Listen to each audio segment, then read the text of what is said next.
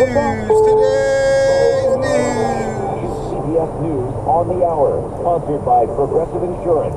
I'm Cammie McCormick. This is the last full week of campaigning before the presidential election. There has been outrage over comments made by a comedian at a Donald Trump rally yesterday, calling Puerto Rico an island of garbage.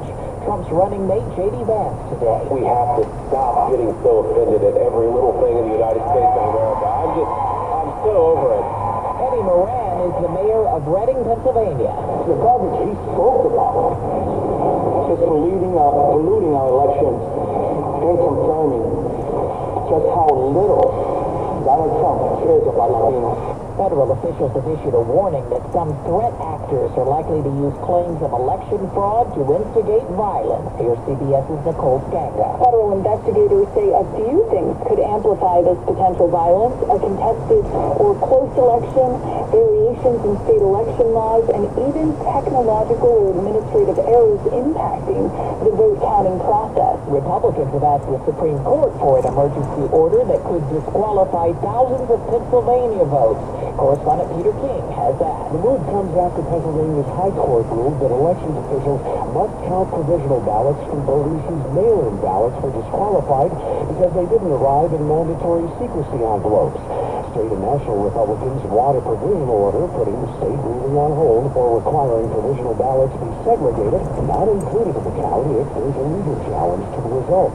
Israel is sending the head of its spy agency back to the table for ceasefire talks on Gaza. Robert Berger is in Jerusalem. Israel says it's working with mediators from the U.S., Egypt, and Qatar on a new framework for a ceasefire with Hamas that would see the release of Israeli hostages. And the announcement came after the head of Israel's Mossad spy agency met with the head of the CIA in Qatar. The Pentagon said today 10,000 North Korean soldiers are in Russia. Will they be used against Ukraine? CBS's Charlie Daggett.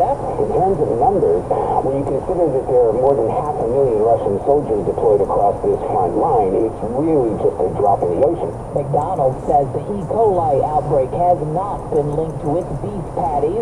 Jason Brooks has more. The hamburger chain announced it's bringing back its quarter pounder to all of its restaurants after ruling out the beef patty for a recent E. coli outbreak across the Midwest and Rocky Mountain states. Health officials confirmed that the outbreak was tied to the slivered onions McDonald's solely uses on the quarter pounder and not from any other ingredient. The Dow finished 273 points higher. This is CBS News. Well, that's today's news. Today's news. I didn't hear any good news, did you? I didn't think so. I guess it's all about perspective. The glass is half full. Well, as always, I'd like to thank you again for coming along with me on these Dash Cam News adventures. You know the drill. Peace, love, and all that hippie jazz. Bye-bye, everybody. It's 64 degrees in Hercules, California.